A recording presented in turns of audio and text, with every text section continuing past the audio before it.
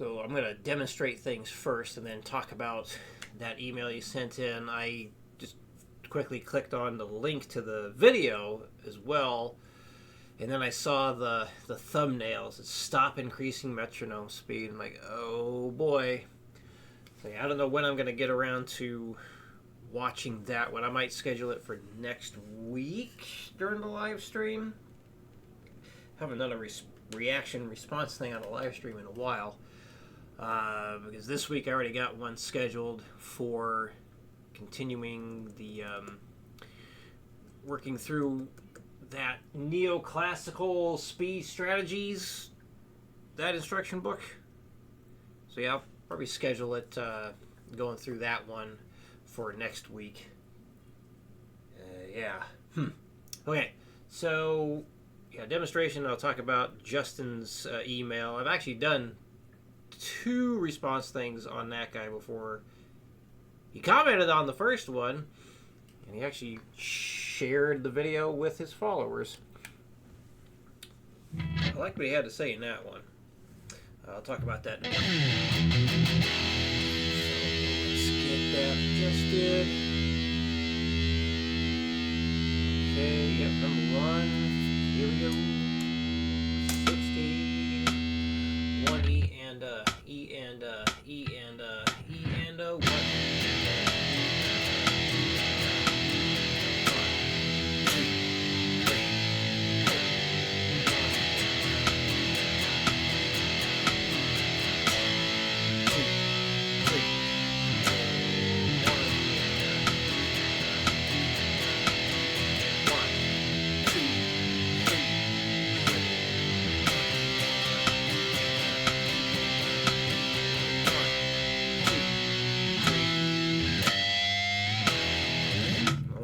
Pinch instead of the chord there, but it wasn't as squealy as I like it to be. Oh well, here we go with 90. 1, 2, 3, 4.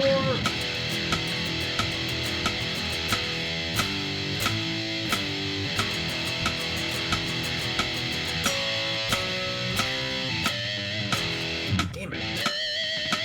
Alright, enough of that. Stick with the chords. These strings are old, they need to be changed. 1, 2, 3, 4.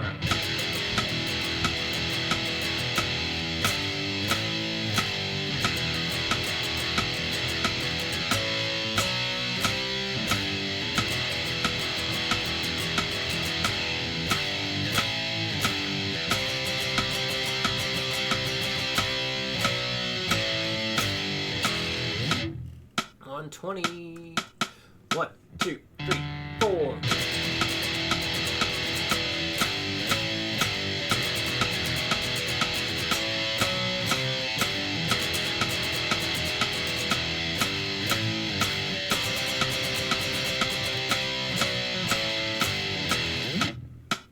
$150. 1, 2, 1, 2, 3, 4.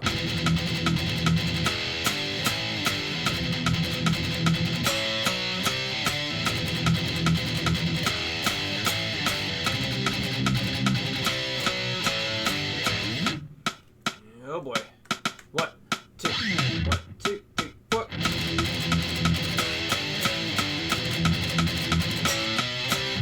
I missed the dang string. 1, 2, 1, 2, 3, 4.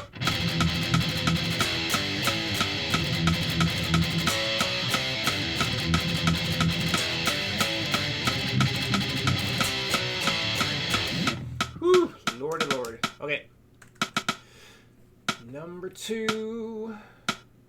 Oh, I gotta change how this one looks. Okay. 1, 2, 3, 4.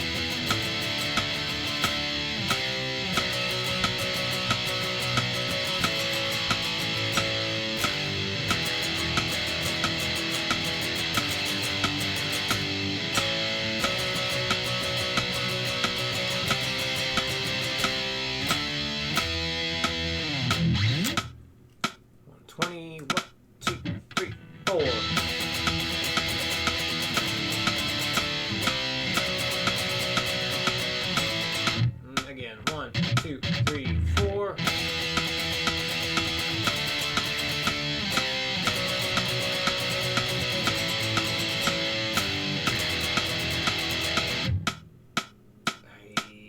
think I accidentally hit the strings, but I wasn't supposed to. 1, 2, 3, 4.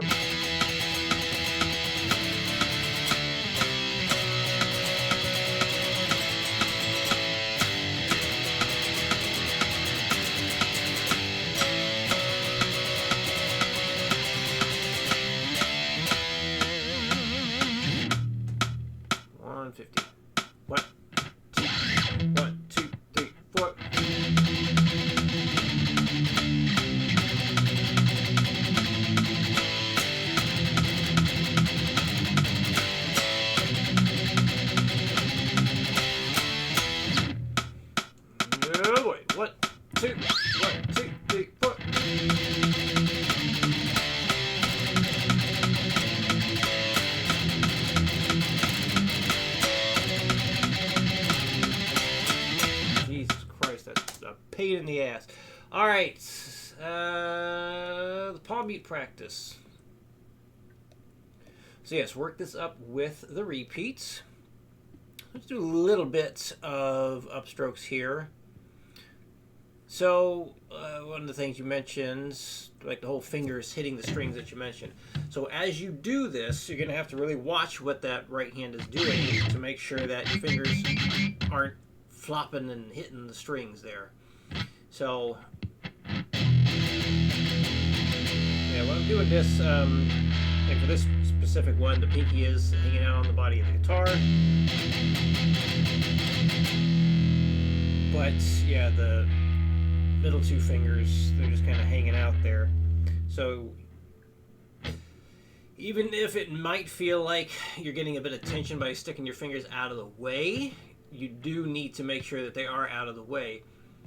And just continue doing that until it starts to become more natural. Because if it's getting really tense by putting the fingers out of the way, then my assumption is that happens because you're just not used to it yet. So I'm not like putting a lot of pressure to keep them out there. I'm not. They're just really relaxed and just hanging out. So, you know, if you notice your fingers are kind of getting a little bit too close there, just move them out and just keep moving them out a bit until you get more comfortable with it. Just anytime you notice that they're getting in the way, get them out of the way. Every single time, get them out of the way, get them out of the way, get them out of the way. So hopefully at the slow version, or when the slower speeds, you can, you know, be more, that's the word I'm looking for. I don't know what the hell I'm looking for. Hopefully at the slow speed you're able to keep your fingers out of the way. There we go, that works. And then as you get going faster, the challenge, it would most likely be more challenging because your fingers are going to want to go back to what they normally do. Just don't go any faster when your fingers are doing what you don't want them to do. So just take your time with it. We don't need to get crazy fast with it. We're just trying to fix the technique. All right, here we go. 60. 1, 2, 3, 4, 1, 2, 3, 4, 1,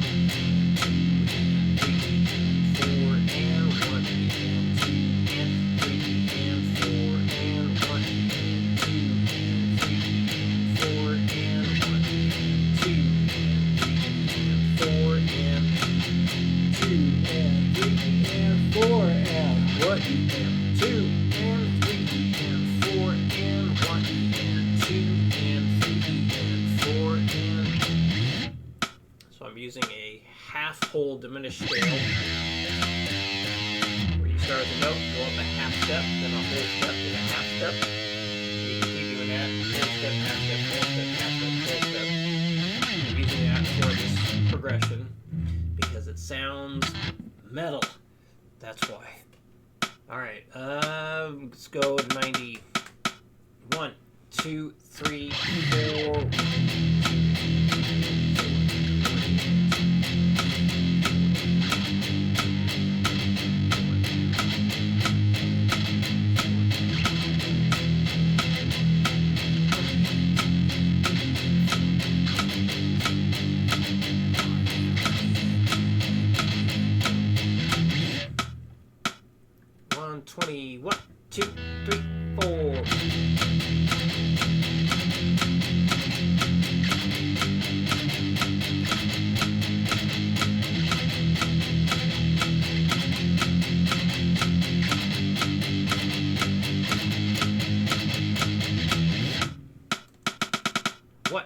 two.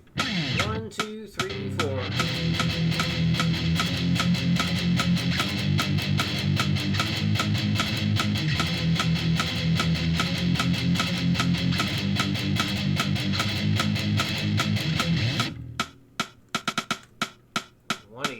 One, two. 1, 2, 3, 4.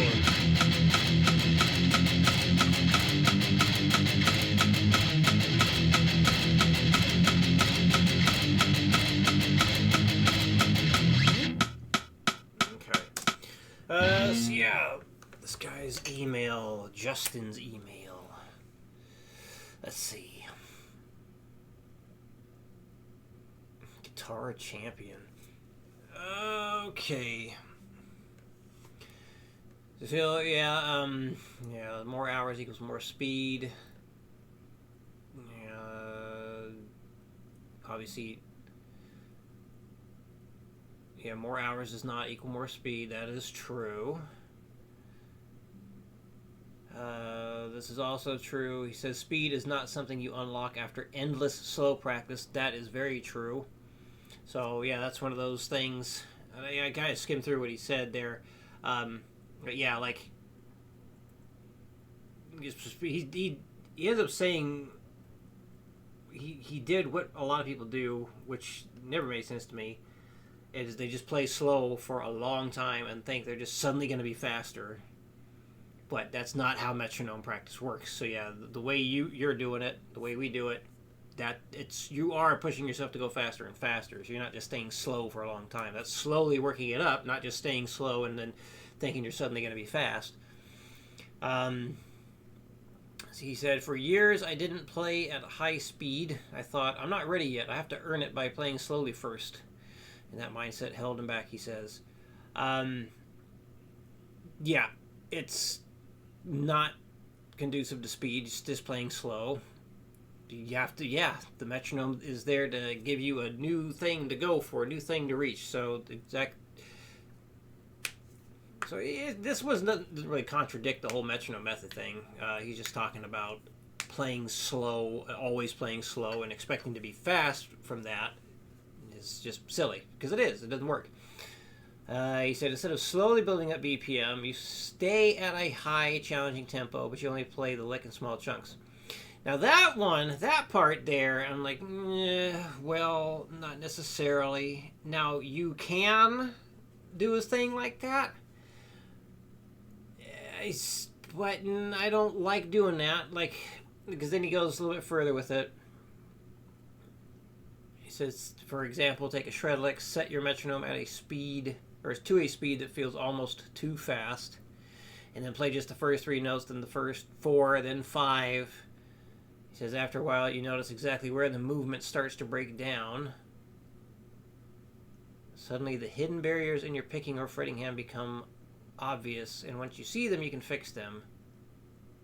This is how you build real awareness of what your body does at speed, and once you know that, getting faster is no longer a mystery. In a few days I'll show you how to put this and other strategies together in a 4-week shred roadmap, so you can finally escape the YouTube maze and start playing your favorite licks without confusion. I wonder how that's going to go. Well, he's from Germany. So, let's see. Yeah, it's definitely very salesy. Like, just adding a note, that can kind of work on some stuff. Like, I'll do similar things when it comes to breaking stuff down in order to build it up. But staying at the high speed, I don't like, because you've experienced it. Yeah, going up, start slow, and then ramp the whole thing up. Your muscle memory is going to be a hell of a lot better. And then, he leaves stuff out in that email, I guess, for the 4-week shred roadmap coming up.